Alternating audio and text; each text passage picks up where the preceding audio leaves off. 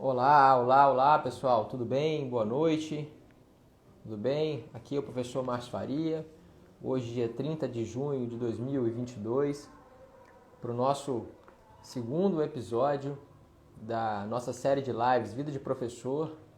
Hoje nós vamos ter a honra de receber ninguém menos que o professor Luiz Rodrigues Vamber, que vai conversar conosco sobre a vida de professor dele, professor de todos nós, professor de muitos aqui que acompanham essa série. E para você que está chegando agora, queria só dar apenas uma explicação.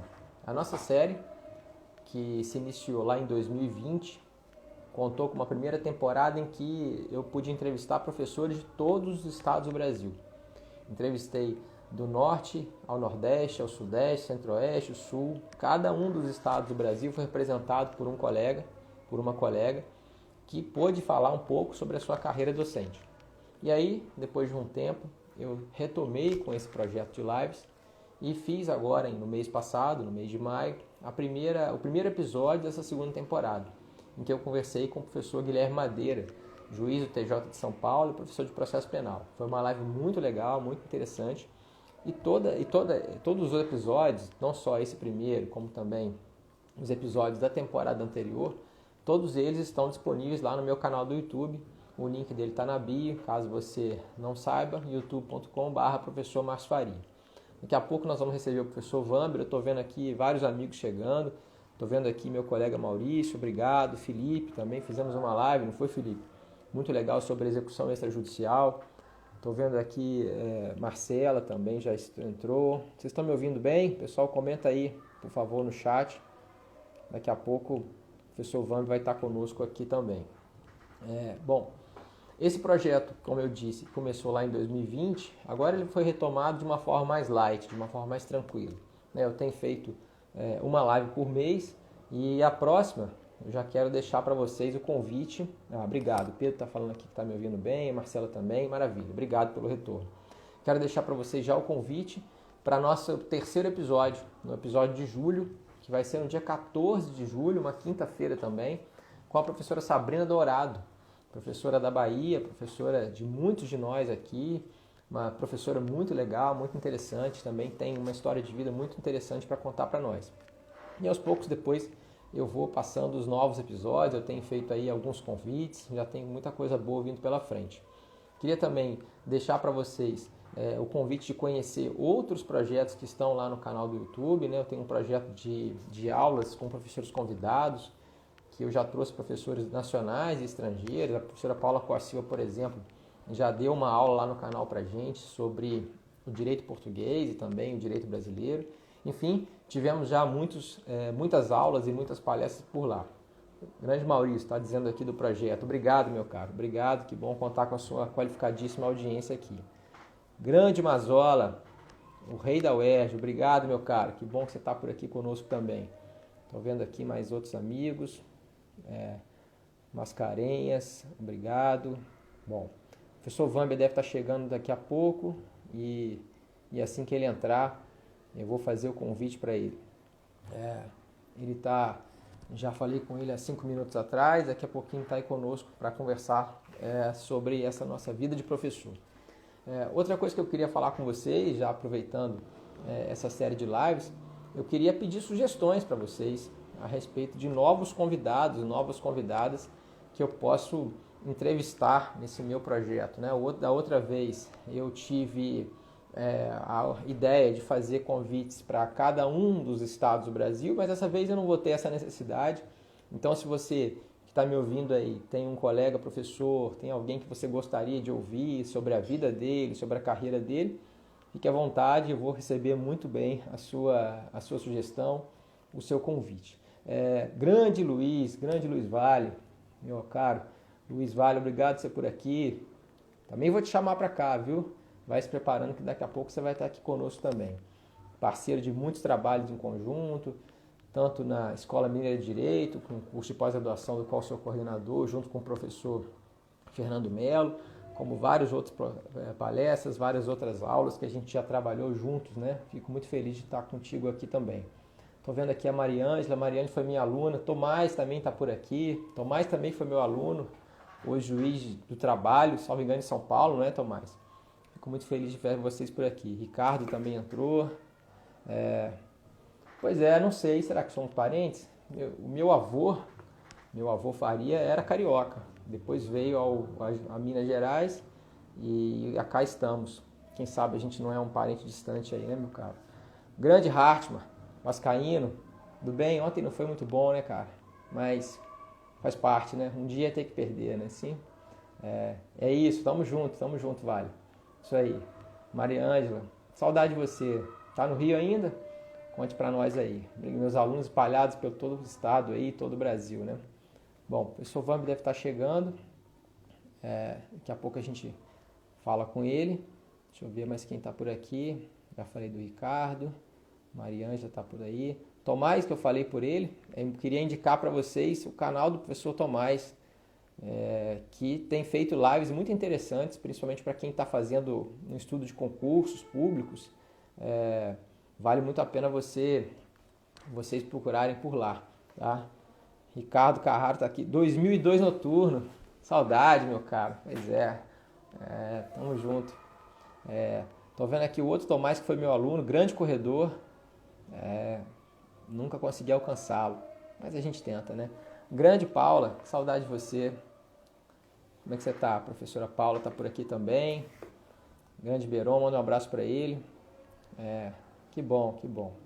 Bom, vamos lá. Tô esperando o professor Vambi, ele deve estar com alguma coisinha, mas está chegando, já falou que está entrando. Mazola, se estiver por aí, me ajuda aí a mandar uma mensagem pro professor Vambi.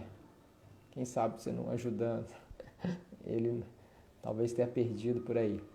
Eu não sei se ele está aqui conosco, acho que não. Jackson também entrou. Obrigado. Obrigado, Paula. Paula, obrigado. Opa. Entrou. Obrigado. Tô vendo mais quem está chegando aqui. Ele estava esperando aqui, mas olha, me mandou uma mensagem, está entrando. Vamos lá.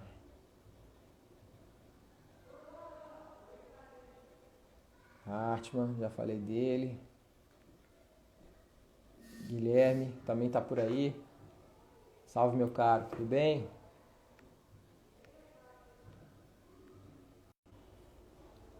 Olha ele aqui. Professor Vamber. Vamos lá.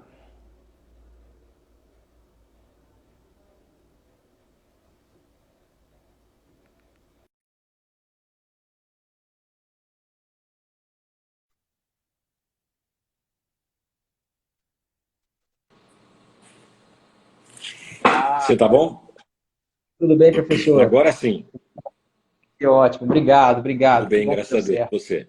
Tudo bem. Você está me ouvindo bem? Eu- Tudo em paz, tudo em ordem. Estou te ouvindo sim. Que ótimo. Bom, obrigado. Bom, professor, primeiro, claro, eu não podia começar sem antes agradecer o senhor ter aceito o meu convite. Fiquei muito feliz, muito honrado quando recebi a sua mensagem dizendo que aceitava. Confesso que eu não acreditei, tive que olhar algumas vezes o celular para saber que de fato aquilo era verdade. E hoje estar aqui com o senhor é uma alegria muito grande. O senhor sabe do apreço, da admiração que tem pelo seu trabalho, pelos seus livros, pelas suas obras. Ontem mesmo estava lecionando com meus alunos na FJF, falando de seu livro, junto com o professor Talamini. Enfim, eu não quero aqui ficar perdendo tempo elogiando, porque hoje a ideia é ouvi-lo, mas, claro, eu não podia deixar de consignar toda a minha admiração pelo senhor, Obrigado. todo o meu apreço e meu agradecimento por ter aceitado participar desse projeto, que tem me dado muita satisfação, né? Eu tenho convidado professores do Brasil todo, tem sido muito legal ouvir também, um pouco fora do direito, né? A vida do professor. E para poder já dar a palavra ao senhor, professor, eu queria que o senhor pudesse contar um pouco, de forma resumida, né? Eu sei, porque são muitos anos, como é que começou a história do senhor na docência? Como é que o senhor pensou em ser professor? De onde saiu isso? Conte para nós um pouco como começou isso. Mais uma vez, obrigado e boa noite. Obrigado, Márcio. Obrigado pelo convite, pela gentileza. É uma honra e um prazer estar aqui, viu? Com você e com aqueles e aquelas amigos e amigas que te assistem. Eu sei que são muitos. Para mim, de fato, foi uma honra, uma alegria, um prazer estar aqui com você. Mas vou te contar rapidinho, contar para todos vocês rapidinho. eu fui convidado, eu me formei muito cedo, com 21 anos eu tinha terminado meu curso de graduação em Direito, na Universidade Estadual de Ponta Grossa, onde lecionei por mais de 2 décadas depois. E eu fui convidado para lecionar uma disciplina de instituições de direito, alguma coisa assim, noções gerais de direito, num curso de formação de tecnólogos em cooperativismo. Na verdade, eram 2 cursos. Curso de curta duração e com tempo determinado. Esses cursos duraram pouco tempo para formar para a região, uma região de agronegócio, prioritariamente de agronegócio, para formar ali profissionais para a área de administração de cooperativas e de administração rural. A administração de empresas do agronegócio, portanto. Eu lecionei durante algum tempo e, enquanto estava lá, surgiu um convite que me foi feito pelo meu professor, ex-professor de processo civil, professor José Olímpio, de Paula Xavier, que eu o chamava, e até hoje eu faço a referência de meu guru, porque ele que me fez gostar de processo civil. É um professor magnífico, um homem culto, um homem, enfim, com uma formação jurídica e humanística muito grande, muito profundas, ambas.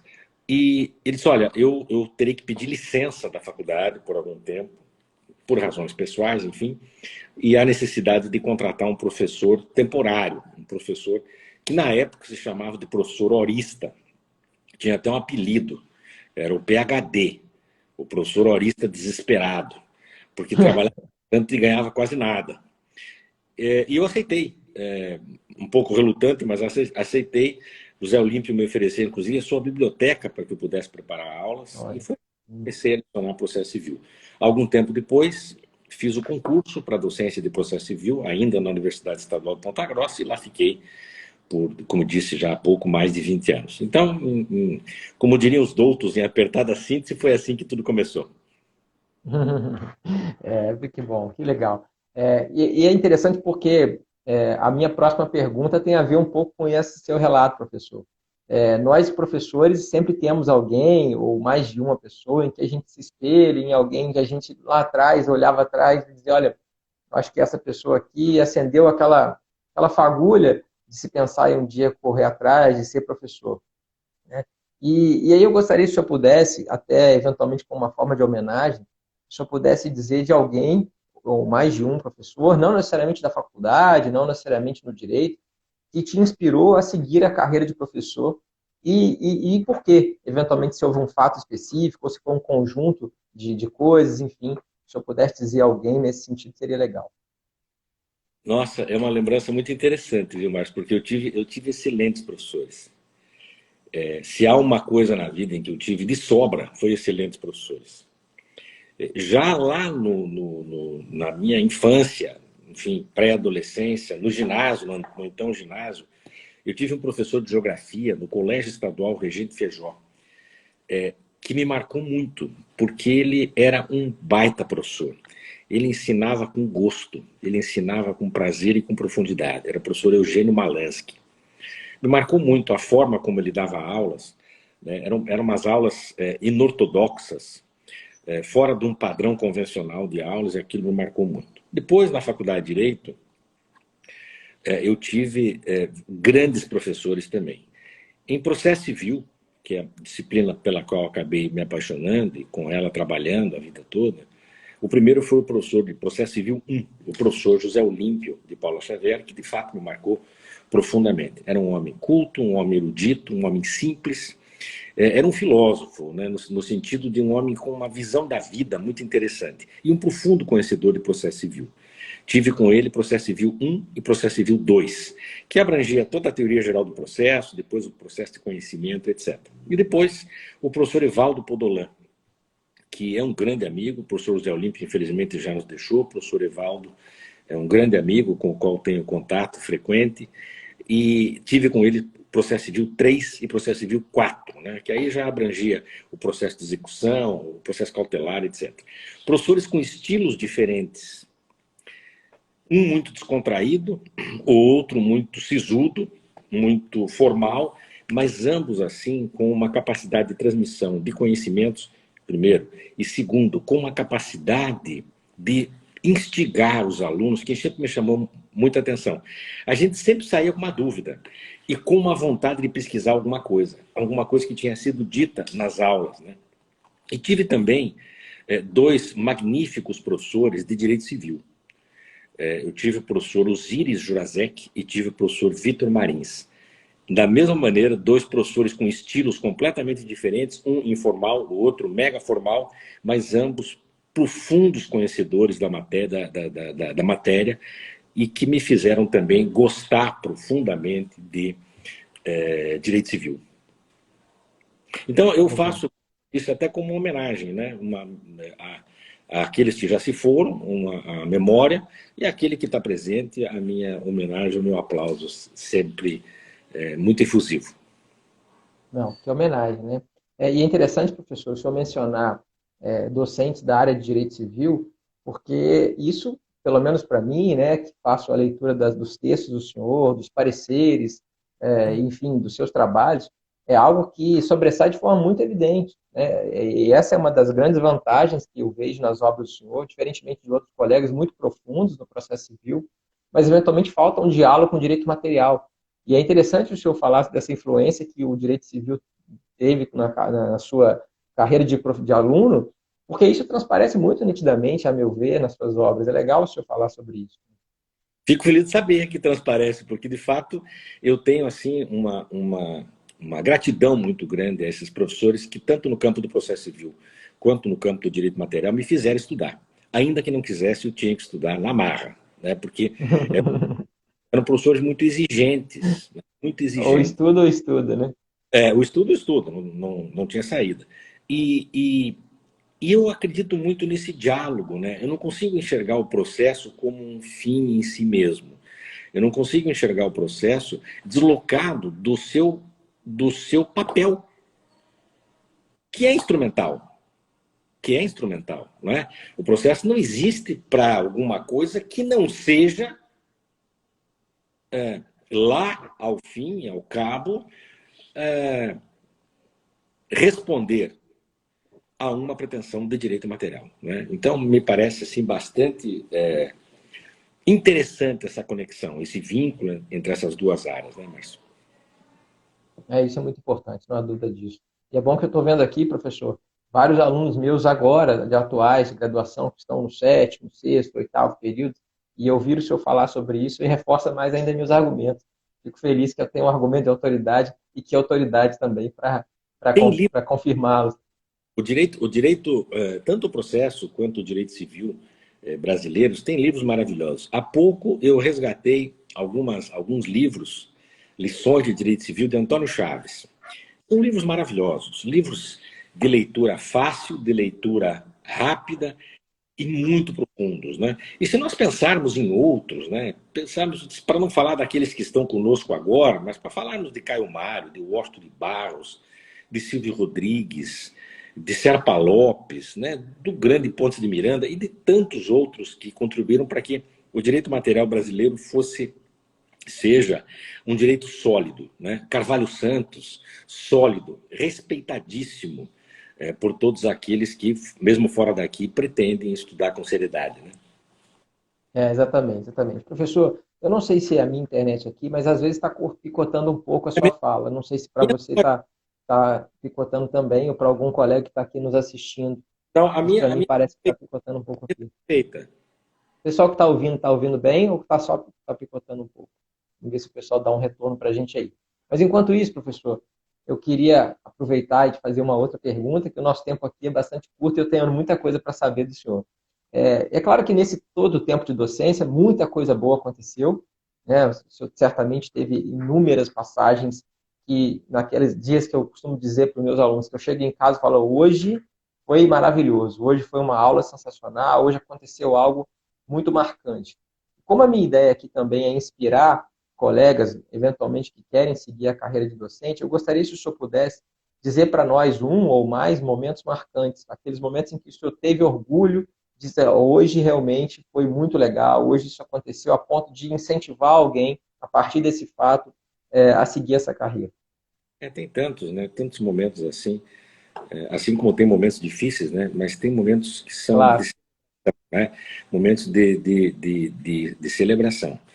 E eu tenho muitos, né? Tanto no período em que lecionei quase que diariamente na graduação, quanto depois, né? Mestrado, atualmente no IDP, mestrado e doutoramento, etc.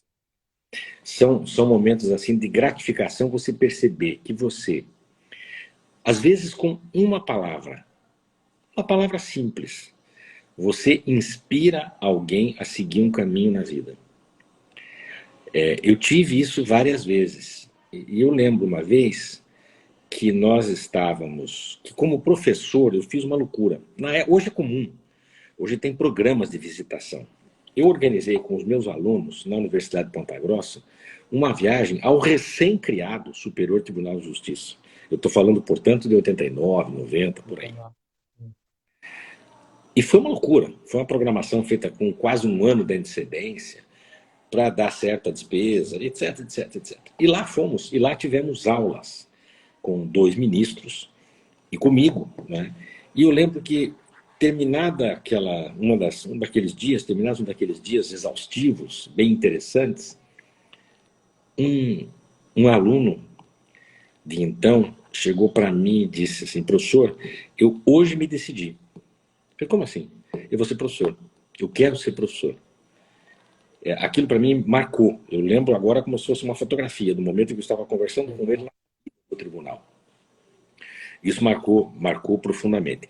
E outros momentos, né, em que, por exemplo, você percebe... Estou lembrando de mais um episódio interessante, que o aluno tinha uma dificuldade muito grande de entender as coisas. Talvez por uma deficiência de formação, né? Nós temos deficiências históricas na nossa educação, né? E ele tinha muita dificuldade, ele me dizia sempre isso. E um dia ele me disse: olha, professor, eu queria dizer uma coisa para o senhor. Eu não sei se é um elogio, falou bem assim. Eu não sei se é um elogio ou se o senhor vai ficar ofendido. Mas eu tenho muita dificuldade em entender muitos professores, e o senhor eu entendo. Eu falei: olha, é um elogio. Para mim é um elogio, porque eu procuro ser, se não profundo, pelo menos claro. Eu acho que isso é uma luta que a gente tem que ter com o professor, né? Ser claro, porque você não pode esconder o conhecimento.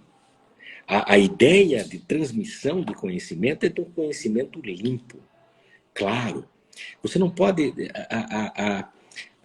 A docência não pode ser uma demonstração do ego, uma demonstração de falsa erudição ou de erudição verdadeira, porque muitas vezes isso não chega ao aluno. O aluno acha bonito, mas não entende. O aluno acha interessante, mas não entende. E não é esse o nosso papel. O nosso papel é estimular, é explicar de uma forma que seja acessível, tanto aquele que teve uma formação maravilhosa, quanto aquele que, infelizmente, não pôde ter uma formação maravilhosa. Teve, talvez, uma formação mais dificultada pelas agruras da vida.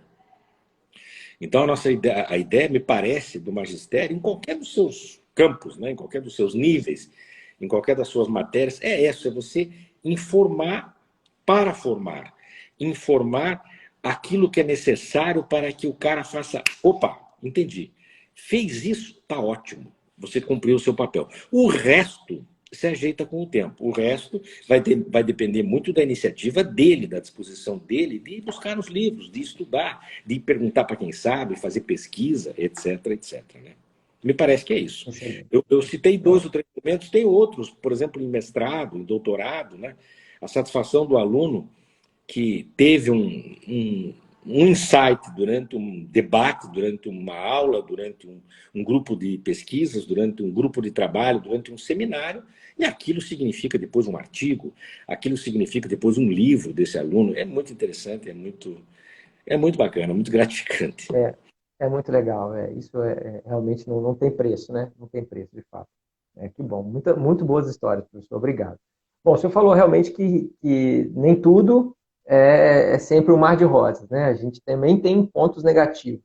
E aí, o objetivo dessa minha pergunta, eu gostaria que o senhor pudesse contar alguma coisa que, por outro lado, né, não tenha dado tão certo, é exatamente para mostrar que mesmo professores como o senhor, renomados, pessoas que obviamente têm uma carreira de sucesso, também enfrentaram dificuldades, porque às vezes o aluno olha para a gente, olha para o senhor, com tanta história para contar, com tantos livros, com tanto êxito, e falar, esse professor certamente não teve dificuldade, ele está ali, mas ele chegou naquele ponto, aquilo não nada acontece com ele, e a gente sabe que não é assim, né? A gente sabe que não é assim que funciona.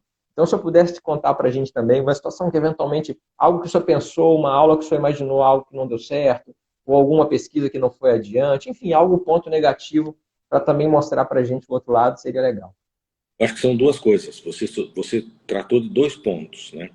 O primeiro ponto é a caminhada toda, né? Há quem ache que a gente nasce pronto. E isso gera, em alguns, pelo critério comparativo, um pouco de complexo, um pouco de um sentimento de inferioridade. Mas não há necessidade, porque tem lugar para todos no mundo, e tem lugar bonito para todos no mundo, né? Então, encontrar o seu. Basta cada um fazer o esforço necessário para encontrar o seu, e depois de encontrar, fazer o esforço para aprofundar, para se estabelecer naquele lugar, etc., né? Então, o começo sempre é muito difícil, né? O meu começo, eu dou graças a Deus por tudo que tive, as companhias que tive na vida, as pessoas que me inspiraram, etc., os trabalhos que tive, etc. Mas não foi fácil, né? Nunca foi fácil, né? O próprio início da minha vida profissional foi complicado, né? Eu era office boy no escritório de advocacia, com menos de 11 anos de idade, né? Eu saí de lá formado em direito, com um pequeno intervalo num outro emprego para ganhar um pouco mais, mas voltei para lá e de lá saí um ano depois de formado em direito, né? Então não é fácil. E o exercício do magistério também não é fácil, porque é muito desgastante para quem quer levar a sério, né? Então, para quem prepara a aula, para quem prepara os seus textos, para quem procura exemplos, para quem procura entender o seu público, entender, inclusive, as dificuldades do seu público. E às vezes a gente não consegue, né? Então eu tive episódios assim, eu comecei a dar aula muito cedo, né, muito jovem, tive episódios, eu tinha algumas turmas com um monte de alunos muito mais velhos do que eu, que tratavam com desdém das minhas aulas. Esse garoto, o que está falando? A gente não é bobo, a gente sente essas coisas, né? Sente, Claro. você percebe. Então aquilo me fazia transpirar, literalmente, fisicamente, né? Transpirar, porque não é só uma palavra, uma metáfora, Uma figura de. não, é transpirar. Transpirar mesmo para poder, de certa maneira, responder àquele tipo de situação, né? Responder àquele tipo de situação dizendo, olha, por mais que eu tenha idade, por exemplo, para ser seu filho, eu sou esforçado, eu estou aqui para cumprir o meu papel, eu estou aqui procurando fazer, dar o melhor de mim, né? Isso aconteceu, eu não saberia destacar um exemplo especial, mas aconteceu assim, talvez nos primeiros 5 ou 6 anos do início da minha atividade como professor, lá com 23 anos de idade, até os 28 anos de idade, isso aconteceu, e aconteceu muito. Depois, ao longo do tempo, você vai colecionando alguns outros episódios, desculpe, alguns outros episódios que também não são muito agradáveis, mas que fazem você se mexer, né? Fazem você se precaver e se mexer, aprofundar o seu conhecimento e etc., né? Eu lembro, assim, de alguns episódios que depois, com o tempo, a gente passa até a rir deles, né? A Achar que ignorar. foram hilários, que foram engraçados, que foram interessantes, que foram, de certa maneira, instrutivos, né? Instrutivos para a gente saber, até para não voltar a errar, né? Até para não voltar a errar. São episódios assim que nos corrigem e que nos fazem querer melhorar. Eu lembrei agora de um episódio específico, né, em que o aluno confrontou aquilo que eu estava dizendo, né, e confrontou corretamente. Eu estava errado. Eu estava profundamente enganado. Eu tinha estudado uma linha doutrinária que não era a linha doutrinária preponderante, e eu não disse isso. Eu não afirmei que aquilo era uma linha minoritária. Então, Minoritário. minoritária. Quer dizer, eu tinha que ter dito, olha, essa língua Claro. não é a predominante é tal. E esse aluno levantou a mão, disse, professor, o senhor está enganado. Não é isso. Numa turma de 40, então é aquele momento em que você tem vontade de se esconder embaixo da mesa, desmaiar, É, ser levado embora de. Ou então ter a honestidade de dizer, você tem razão, me desculpa, mas eu de é. fato me fixei numa corrente minoritária e prometo trazer informações mais corretas e mais detalhadas para vocês. Lembro desse episódio. É, é isso que a gente precisa saber, né? O professor, ninguém, né? Mas o professor, principalmente, não é obrigado a saber tudo e principalmente tem a hombridade de reconhecer e, eventualmente, numa outra aula, trazer a informação correta, corrigir aquela informação que foi É, passada de forma equivocada, né? Eu brinco com os meus alunos que eu aprendo muito com eles, né? Com os exemplos que eles trazem, com as dificuldades que eles apresentam nas aulas, né? E durante esse período de 2 anos aqui que a gente ficou nessas aulas online, isso me parece que foi um pouco perdido. E agora que as aulas retomaram, né, eu tenho visto como eles querem falar, né, como eles querem participar, como eles querem contribuir. Isso é muito legal também, né? Em certa medida faz com que a gente consiga também aprender mais, né, saber como que eles estão e aquela vivendo nesse sentido. distribuição com os fatos da vida, né?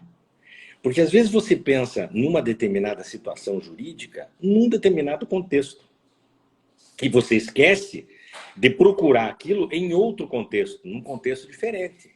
E o aluno traz, ele diz, olha, tem uma outra situação, assim, assim, assim, assado, o que é muito interessante. Eu acho essa troca muito rica. Eu tenho tido uma experiência agora, de uns anos para cá, no ITP, em Brasília, muito interessante, porque eu tenho alunos, tanto de mestrado quanto de doutorado, de todas as profissões do direito. Tem defensor, tem membro do Ministério Público, tem advogado, tem magistrado, tem assessor de magistrado, etc. E de todos os cantos do país. Então, isso É, demais, enriquece demais o debate. E a gente aprende muito. que legal, legal, professor, obrigado.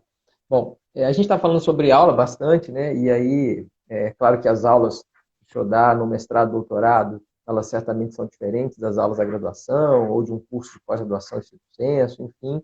Mas eu queria que o senhor pudesse dizer para nós, para quem não teve a honra e a oportunidade de ter tido aula com o senhor, como é o seu método de aula? Se o senhor tem algum método padronizado, se o senhor varia muito, e também, quando o senhor, principalmente na graduação, tinha as avaliações, as temidas provas, qual era o seu método de avaliação, o que o senhor considerava como mais importante nesse quesito? Depende muito do público, né? Como você bem disse, como você bem asseverou. Depende muito do público, o público da graduação, o público de um curso de especialização, do mestrado, do doutorado, etc. Né? Mas, como regra, eu posso afirmar o seguinte: eu preparo o tema da aula. Preparo. Eu estudo, eu preparo, eu seleciono exemplos, etc., etc., para poder dar uma aula teórica, uma aula falada, vamos dizer assim, em algum momento. E, invariavelmente, eu trabalho muito depois de uma aula falada ou antes de uma aula falada com grupos de debates, seminários. Eu acho interessantíssimo, né? Porque, às vezes, a gente fala para o aluno a respeito de um objeto ou de um problema contido num objeto que ele sequer conhece. Então você tem que trazer o objeto, depois trazer o problema, você tem que fazer essa conexão entre as coisas, né? Então eu acho muito interessante, eu gosto, né? E de um modo geral os alunos apreciam, né? Com críticas, etc., mas apreciam esse método assim que é interativo, né? No sentido de, é claro, eu sou contra o professor que não dá aula, que chega na sala, só tem aqui um texto, leio enquanto eu vou fumar lá fora. Eu acho isso um absurdo, Uhum. acho um É. estelionato. Para ser muito honesto, acho um estelionato. Sim, Agora, concordo com o senhor. o professor que traz textos, traz questões de seminário e ao mesmo tempo participa com uma aula teórica, participando dos debates, etc., eu acho que a coisa fica muito enriquecida. Com relação à avaliação, não tem nenhum critério fixo, não, Márcio. Depende, né? Depende do momento, depende da época, depende da turma. Tem diversos métodos, né? O importante é que tem que ter. avaliação. No nosso sistema tem que ter avaliação, né? É uma avaliação de desempenho, é uma avaliação de conhecimento, né? Eu lembro de um professor em quem eu me inspirei muito também, que foi professor de Direito Civil, que ele tinha uma planilha em que ele anotava, por exemplo, as participações dos alunos na sala de aula. E isso a gente vê muito, muito, participando de bancas, de TCC, participando de bancas até de mestrado, né? Ou até mesmo de doutoramento, você vê que às vezes o sujeito escreve um texto e depois ele se supera na defesa daquele texto. Né? É tão interessante isso, né? Então, ou vice-versa, ou vice-versa, né? E isso tudo significa que você está num processo de avaliação, né? Então, eu acho que a avaliação ela tem que acontecer, tem que ser absolutamente rigorosa, mas tem que ser, primeiro, regra do jogo previamente estabelecida, a ideia de Sim, devido importantíssimo. para a prova, para mim, para avaliação, não pode ser surpresa, não pode ter pegadinha, É, né? é, Acho que não deve ter nenhum padrão pronto. Um dos dois professores de Direito Civil, o primeiro deles que eu citei, o professor Osílio Jurazek, ele tinha um método interessantíssimo. Ele fazia uma prova com 5 questões. Eram 5 enunciados. E a pergunta, sim ou não? Por quê? E aí ele dizia assim, olha, eu queria dizer para vocês o seguinte, tanto faz sim ou não. Capricho no porquê. Então ele é, construía o enunciado de uma tal forma, a construção do enunciado era feita de uma tal forma que se você respondesse sim, você tinha uma saída. Se você respondesse não, você também tinha uma saída. Porque no fundo, né, como regra, isso é possível no direito. Porque nós não somos uma ciência exata. Nós somos uma ciência construída do ponto de vista da nossa fala, do nosso raciocínio e da nossa fala. Né? Um trabalho semântico, nós temos que nos justificar. Como regra, isso é verdadeiro. Né? Então, eu lembro bem dessas provas do professor Jurazek, que eram exata e precisamente assim. Um enunciado, interessante. sim ou não, por quê? Legal. É Já bom, fiz, são, já fiz isso para alunos meus também. É um modelo. já. Ontem, coincidentemente, eu estava corrigindo uma prova que eu apliquei na semana passada, e aí os alunos, né, trazem as respostas que eles deram, eu ainda não corrigi as provas, e alguns tinham respostas exatamente nesse sentido, a favor ou contra, né? Olha, as duas eu vou considerar corretas, porque os dois raciocínios estão corretos. Claro que eu vou avaliar cada uma das provas, mas não existe um gabarito fechado aqui, porque o caso comporta, de fato, essa interpretação. Eu costumo dar caso para eles, invento, né, alguns casos hipotéticos, né, com situações do dia a dia, para que eles possam desenvolver ali. E é legal o senhor falar sobre isso, porque é isso, eu quero que a gente quer que o aluno raciocine, porque amanhã ele de fato vai estar diante de um caso concreto, que ele vai precisar raciocinar para cá ou para lá, conforme a posição que ele estiver ocupando ali naquele processo. Né? Isso é importante. Se ele for advogado, etc., ele terá que raciocinar a respeito das duas possibilidades, do lado de cá e do Exato. lado, até para poder Sim, saber os contra-argumentos, etc, etc. Né? exatamente, exatamente. Bom, pessoal, a gente vai continuar, mas antes eu queria só. Tem muita gente deixando mensagem aqui, pessoal. Eu não estou conseguindo acompanhar, porque estou aqui embasbacado com o professor Vambi, mas o professor Leonardo Carneiro da Cunha passou por aqui, o professor Luiz Vale passou por aqui, o professor Marcelo Mazola também passou por aqui, vários ex-alunos do senhor aqui Aliás, comentando também. acabei de receber o livro do Marcelo, estou aqui com ele. Ah, que legal, que legal. Eu tive a honra de ler a prévia. Ele me mandou ainda antes de defender, ele estava reticente, né? O senhor falou sobre doutorado, ele estava ali nervoso. Ele falou: você pode dar uma olhada para mim? Eu falei: claro. Eu mandei para ele, depois ele fez uma dedicatória gentil para mim, fiquei muito feliz. Bom, professor, a gente está falando de livro, né? E aí, coincidentemente, a minha próxima pergunta é sobre escrita. E a gente sabe, né, que os alunos do direito, eles são forjados, eles são forçados, melhor dizendo, a produzir por conta das monografias de final de curso, os artigos que eles precisam fazer, os trabalhos acadêmicos. E eu tenho visto muita dificuldade desses alunos nesse mistério, nessa necessidade de escrever. Assim. Eles, por vezes, conhecem a doutrina, conhecem a jurisprudência, mas quando precisam, de fato, colocar no papel, desenvolver um texto um pouco mais profundo, eles têm ali uma dificuldade muito grande. E o senhor é reconhecidamente um dos principais autores do Brasil do direito, eu não vou falar apenas do processo. o direito, o senhor é certamente um dos autores de referência para todos nós. E uma das coisas que mais me chamou a atenção, pela primeira vez que eu li os trabalhos do senhor, sempre foi a clareza. Os trabalhos do senhor, os textos são muito claros. É fácil de entender, mesmo quem não gosta de processo civil, que tem esse problema de caráter quase, né, não gostar de processo civil, mas mesmo assim, o texto do senhor ele atrai. E aí, como escritor, eu queria que o senhor pudesse dar para a gente alguma dica, como que o senhor escreve. Contar para nós se o senhor tem algum método, alguma rotina, se há ali alguma forma que ajuda o senhor a fazer com que as ideias surjam de forma mais clara, enfim, algo a respeito da escrita. Eu acho que você tocou de vários assuntos. Eu até anotei aqui, eu vou tentar falar de alguns deles. Primeiro, nós temos hoje uma dificuldade muito grande com a tal da leitura. Nós não lemos mais. Né? Muitos de nós nós não lemos mais. As pessoas ficam ligadas nas redes sociais, como nós também, como eu também, como você também, mas esquecem muitas vezes o livro.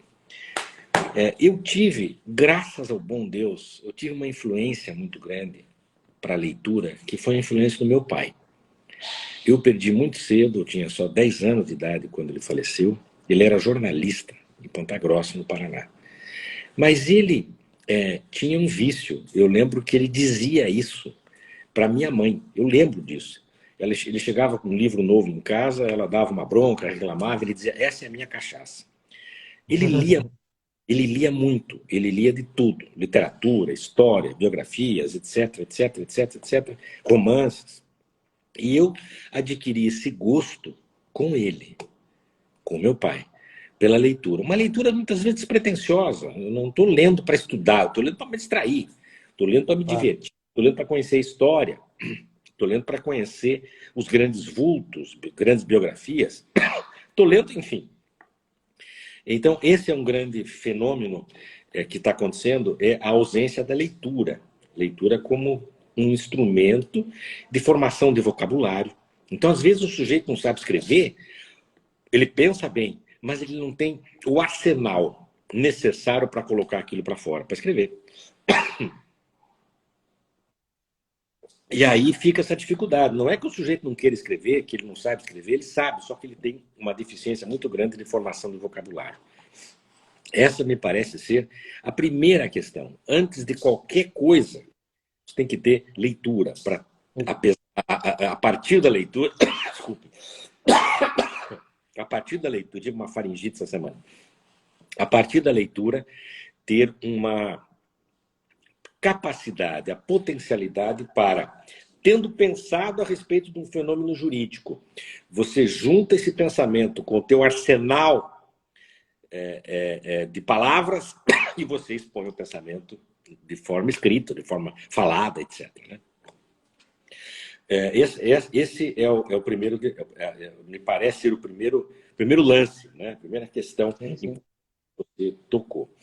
Depois a outra, que é um pouco difícil de tratar, é a questão da inspiração. Às vezes nós esperamos a inspiração e ela não vem. E aí você tem um prazo para apresentar um TCC na advocacia, para apresentar um memorial, para a editora. Há pouco estava aqui a Kênia Becker, que é minha editora na Thomson Reuters Brasil, na revista Tribunais. Ela dizia, professor, tem prazo, tem que cumprir o prazo. Hoje eu estou mandando para ela o livro de parecer, o segundo livro de parecer. Hoje, ela disse, tem que ser dia 30, senão fura o nosso prazo. Tem que fazer. Então tem essa questão também da busca de inspiração. E às vezes a inspiração vem com a transpiração. É você sentar e dizer, bom, agora eu vou fazer. Tem que sair. Agora eu vou escrever. Eu vou escrever 10 minutos por dia, mas eu vou escrever 10 minutos por dia. Eu acho que tem que ser quase que um treinamento. Você não pode ficar nas nuvens, bom, olha, quando eu tiver aí uma inspiração, eu sento e faço. Não, isso talvez funcione em algumas áreas do saber humano. Em algumas artes, por exemplo, em que o poeta ele está olhando, ele está passando na rua, ele vê uma construção, diz, opa, aqui eu tive uma ideia. E ele constrói um poema, ele constrói a letra de uma música, e assim por diante. Mas, de um modo geral, é transpiração. É sentar, ler e estudar. E começar. Né? Eu sempre digo que é como se coçar, você tem que começar. Você tem que pegar o seu computador, ou para aqueles que gostam, a sua caneta, o seu lápis, e mandar ver, escrever. E me parece que essas são as, se você chamar de dicas, mas essas são as questões que têm que ser observadas, né? O sujeito tem que ter um pouco de formação de língua portuguesa, se quiser escrever em português. O sujeito tem que ter noção das coisas, né?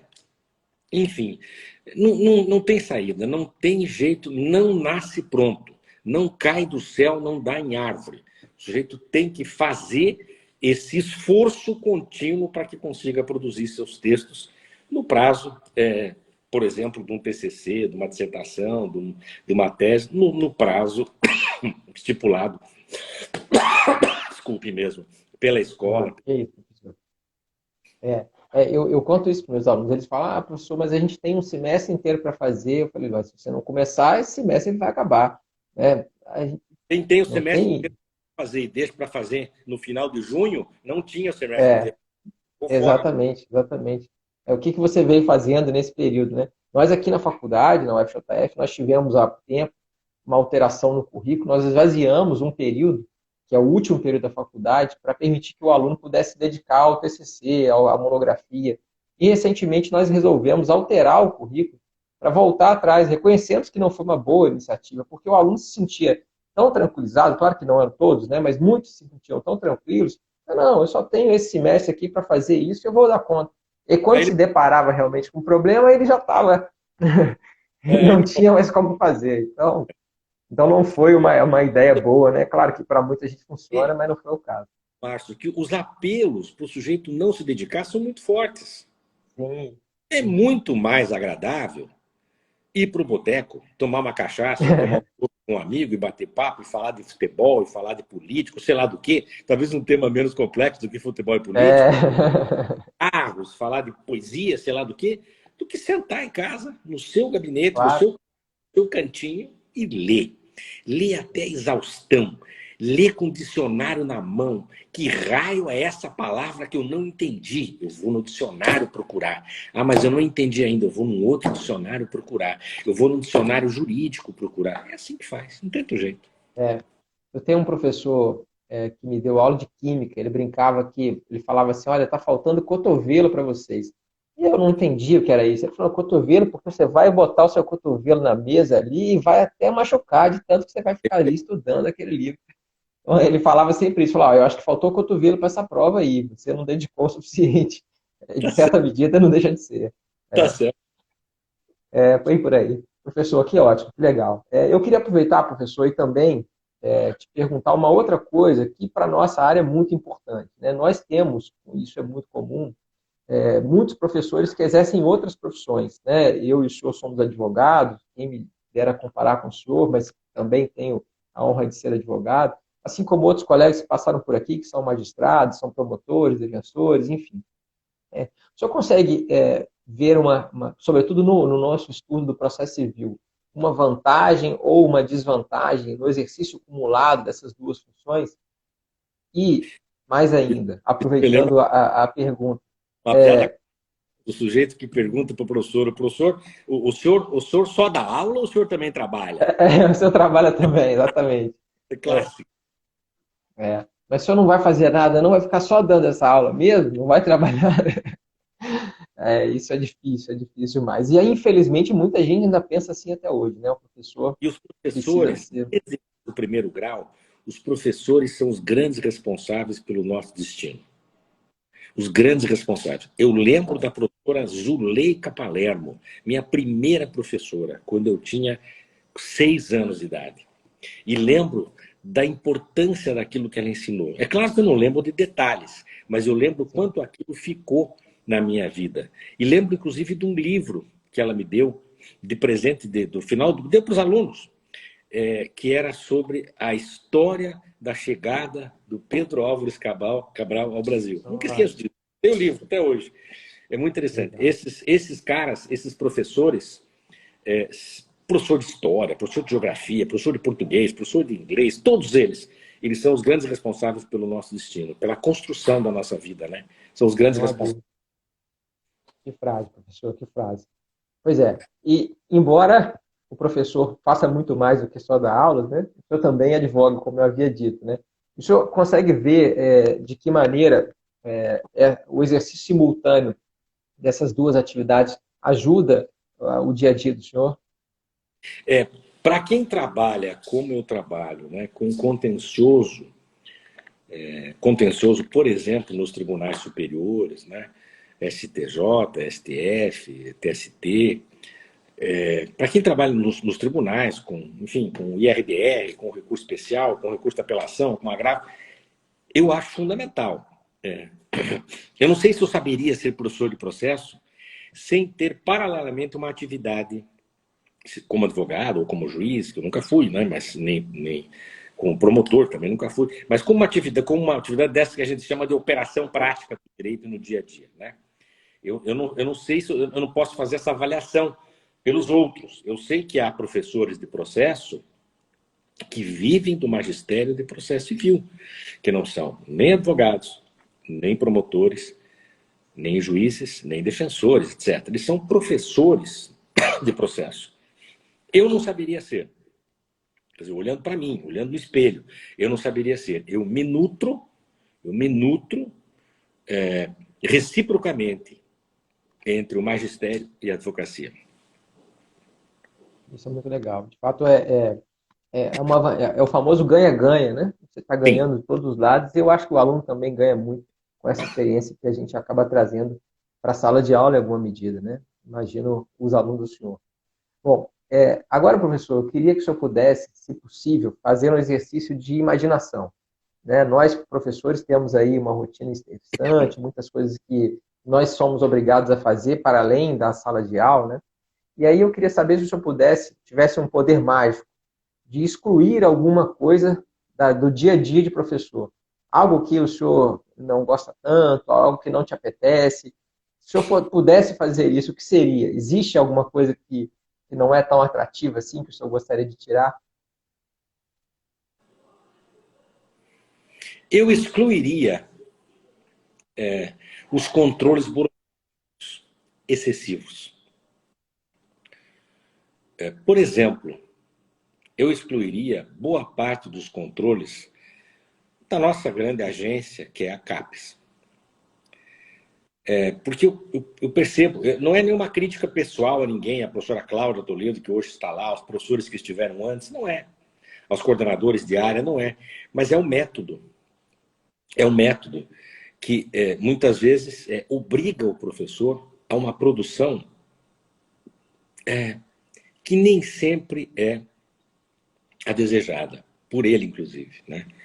Então, quando nós temos um controle rigoroso, um controle muito rigoroso disso tudo, eu acho que a gente corre. É uma opinião minha, pessoal, respeito, claro, todas as Claro, opiniões claro. majoritárias. Mas eu penso que a gente corre o risco de perder muito em qualidade. Então, essa é uma questão. Outra questão é, está ligada a essa também, não é? Que é a, a necessidade que nós temos, já para o aluno, da produção de textos, muitas vezes, por ele indesejados. São coisas que são co-irmãs, as duas são Sim, co-irmãs, né? sim. É. E mais uma, eu sei que é feio o que eu vou dizer, as regras da BNT. Um dia eu escrevi um texto e botei lá, Pontes de Miranda. Foi gongado, porque tinha que ser Miranda. Eu coloquei um texto do grande professor Ovídio Batista da Silva. Não podia citar o nome Ovídio Batista da Silva, tinha que falar Silva. Então, acho que isso, a mim, pelo menos, prende um pouco e torna, às vezes, o texto menos espontâneo do que poderia ser. Eu sei que é uma intransigência de quem fica velho, mas eu fico muito mais confortável de falar de Francisco Cavalcante Pontes de Miranda do que falar só de Miranda. Porque Francisco Cavalcante Pontes de Miranda é um ícone, é uma marca. Miranda tem tantos, só Miranda. Talvez Miranda é um cara de química, não sei. Silva, é a mesma coisa, o grande professor Ovídio Batista da Silva. Então, essa é uma restrição que eu tenho a esses trabalhos acadêmicos. Eu sei que não vai mudar nada eu ter essa restrição, vai continuar cada vez mais Mas eu não rigoroso. deixo de reclamar, né? Mas Exatamente.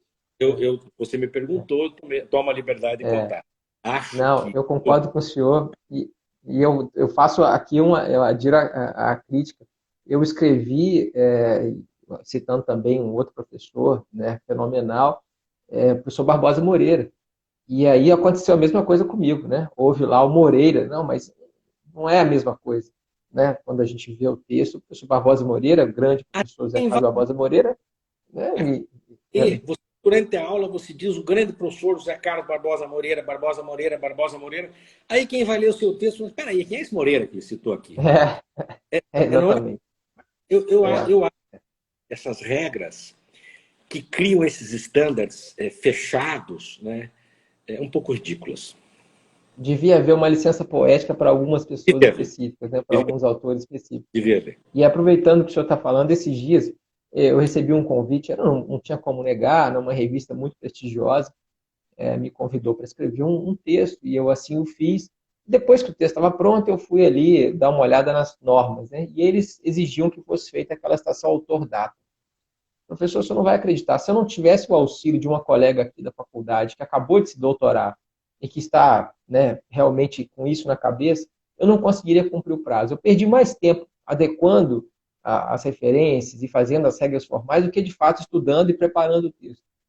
E era isso, um problema. Eu teria desistido. Se ela não tivesse se voluntariado para me ajudar, eu teria desistido. Eu posso imaginar que foi o caso. As regras mudam, né, com uma facilidade incrível. Eu imagino um burocrata em algum lugar pensando, o que eu vou mudar hoje? Não tem nada para fazer, Eu né? nas mudanças. Uma certa época depois do nome era ponto e vírgula. Depois eram dois pontos. Quer dizer, É. lembra um americano que foi prêmio Nobel de Economia e que num determinado texto ele diz assim, que o burocrata é um cara que sempre inventa um novo formulário para ser preenchido pelos outros. Claro que nós temos que ter uma certa ordem, por isso a burocracia, mas ela não pode superar a vida. Ela, na minha opinião, não pode ser mais importante do que a criatividade. Tem que ter um certo controle em tudo na vida, isso é uma questão de Claro, disciplina. claro. Agora, da disciplina para o engessamento, nós temos uma distância muito grande. Concordo integralmente, professor. Exatamente. Faço aqui as minhas, as suas palavras. Bom, professor, eu confesso que a gente já está acabando aqui, nós combinamos, né, uma duração, e isso também é uma regra importante, né? Mas eu vou me permitir fazer apenas mais duas perguntas ao senhor, mesmo que as pessoas aqui estejam fazendo várias outras, né? Muita gente elogiando a nossa conversa aqui. A penúltima, professor, o senhor tem muitos anos como professor, né? E certamente o senhor também tem outras oportunidades, não só como docente, como advogado. Eventualmente, o senhor pode pensar, bom, eu acho que agora já está bom, eu acho que agora não preciso mais dar aula, eu acho que eu posso parar. Mas o senhor não faz isso. O senhor continua lecionando, cada vez tem mais orientandos, tem mais artigos publicados, tem mais textos. A vida acadêmica continua embrenhada no senhor. O que faz o senhor, com tantas dificuldades, mesmo tendo percorrido tanto caminho, ainda continuar? O que faz os olhos do senhor brilharem na docência? Eu tenho 67 anos. Eu comecei a lecionar com 23, por aí. O que faz os olhos brilharem é um desafio. Assim na advocacia, assim no magistério. É o desafio. É o desafio. Olha, tem uma novidade aqui, pensa nisso. Nossa, eu adoro isso. Pensa nisso. Eu acho que a vida é feita de. Eu lembro que uma vez eu conversava com um professor estrangeiro, no almoço, no jantar, não lembro, e ele me perguntou umas 10 vezes o que eu ia fazer quando me aposentasse. E eu respondia, porque na verdade eu nunca pensei nisso. Eu tinha vergonha de dizer isso para ele, porque ele me contou umas 10 coisas que ele queria fazer quando se aposentasse. Viajar não sei para onde. Interessante, né? Eu não sei se é da formação da gente, não sei. Nós, latino-americanos, temos que ralar o tempo todo, né? Eu não sei exatamente Nem o se que chega a cogitar isso, né? mas eu acho que o desafio faz brilhar os olhos. Que bom, professor. Bom, para terminar, professor, eu queria, se possível, que o senhor deixasse uma mensagem tanto para todo mundo que está aqui nos assistindo, para quem vai nos assistir, quem eventualmente está chegando agora. Essa live vai ficar gravada, eu vou levar lá para o canal do YouTube depois. Mas essa mensagem, ela, se possível, eu queria que ela fosse destinada para dois grupos de pessoas em específico. A primeira, para os professores que estão aqui nos assistindo e vão nos assistir, que eventualmente estão um pouco desmotivados, desanimados com a dificuldade da carreira docente. A gente sabe, né, que principalmente após a pandemia, os professores tiveram aí muito impacto, né? Vários colegas, infelizmente, foram demitidos, tiveram redução de cargas horárias, muitos problemas surgiram, isso, infelizmente, é uma realidade. E também, para aquelas pessoas que estão aqui nos assistindo, ou ainda vão assim fazer, que pensam em ser professor, que tem ali aquela ideia, eventualmente ainda não são, mas que eventualmente podem, a partir, talvez, da nossa live, quem sabe, ter essa ideia em mente. E aí, já, obviamente, aproveito para agradecer mais uma vez o senhor pela oportunidade. Eu diria uma única coisa para os dois grupos.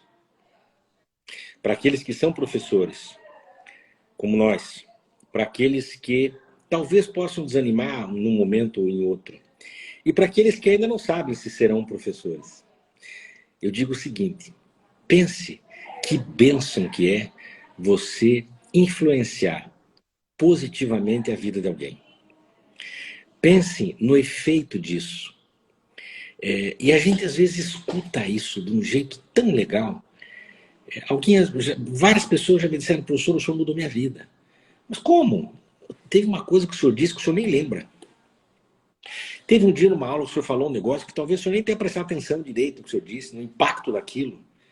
Eu acho isso fantástico. Quando a gente começou, eu falei de alguns professores, Eugênio Malansky, Osiris Jurasek, Vitor Marins, José Olímpio de Paula Xavier, Evaldo Podolan, e outros tantos, né? Cândido Rangel Dinamarco, meu professor no mestrado em Londrina, Donaldo Armelin, meu professor no mestrado em Londrina, João Batista Lopes, meu professor no mestrado em Londrina, Manuel Gonçalves Ferreira Filho, de Direito Constitucional, no segundo semestre de 88, no mestrado em Londrina. Nossa. Esses caras mudam a nossa vida. Eles deixam sempre uma marca. Então, para os professores e para os futuros professores, eu sempre digo isso, pense nisso. Pense que daqui a uma década, talvez você nem saiba, nunca saiba, porque nunca te contem. Porque as pessoas gostam de coisa ruim, não contam coisa boa, né? Isso é do ser humano. Nossa, coisa ruim vai sair voando. Oh, falaram mal de você, mas coisa boa poucos contam. Mas imagine que alguém dirá para o seu filho, para o seu neto, sabe, meu filho, sabe, meu neto, o professor Márcio mudou a minha vida. Ele me disse uma coisa numa sala de aula que não era para mim, era para 40, para 50, para 200. Mas aquilo mudou a minha vida. Isso é fantástico. Por isso eu admiro tanto os professores de primeiro grau, de segundo grau, do ensino superior, todos os professores. Aquele que tem o dom de ensinar. Eu diria que é o dom de provocar, é o dom de instigar. Não é só o dom de transmitir. Eu acho que isso é uma virtude, uma bênção e algo assim que deve motivar todos, mesmo o professor que está desmotivado. Obrigado, professor. Sensacional, fenômeno. É difícil eu adjetivar as palavras do senhor. Eu confesso que eu estou aqui me segurando para não ficar ainda mais emocionado que eu já estou. O senhor sabe o apreço, o carinho que tem pelo senhor. Eu me lembro, o senhor não vai se lembrar talvez, mas a primeira vez que o senhor me deu a honra de me enviar um livro do senhor, eu me senti tão feliz, tão importante, que eu dizia, não, eu tenho que ler esse livro de cabo a rabo, eu tenho que saber tudo que está aqui, porque se o professor Wamber, que tem alunos espalhados pelo mundo todo, escolheu mandar um livro para mim, eu preciso ler esse livro, eu preciso aprender tudo que está aqui. E eu li aquilo, professor, com uma alegria tão grande, assim, eu tenho esse livro até hoje. Depois, obviamente, eu pude receber outros e comprar outros também, mas esse primeiro foi, assim, para mim, algo fenomenal. E ouvindo o senhor falar tantas histórias importantes, tantas histórias de motivação, muito legal, muito importante. Eu fico muito feliz, mais uma vez, como eu já estava antes, agora ainda mais, da gente ter podido bater esse papo aqui nesse meu projeto. Tanta gente passou por aqui, tanta gente elogiando o senhor, elogiando nossa conversa. Realmente, hoje, se amanhã eu tiver que dar uma minha entrevista sobre essa certamente vai ser um dos momentos altos que eu vou mencionar, né? O dia que eu pude conversar com o senhor, o dia que eu pude aprender bastante com o senhor. Mais uma Legal. vez, muito obrigado.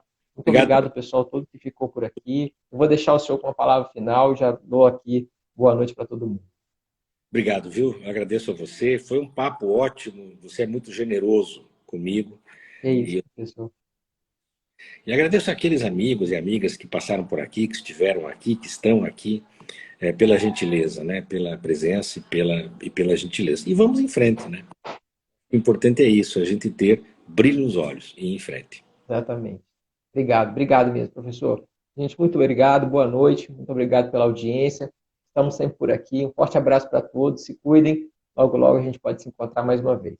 Tchau, tchau. Obrigado, professor. Boa Obrigado. noite. Boa noite.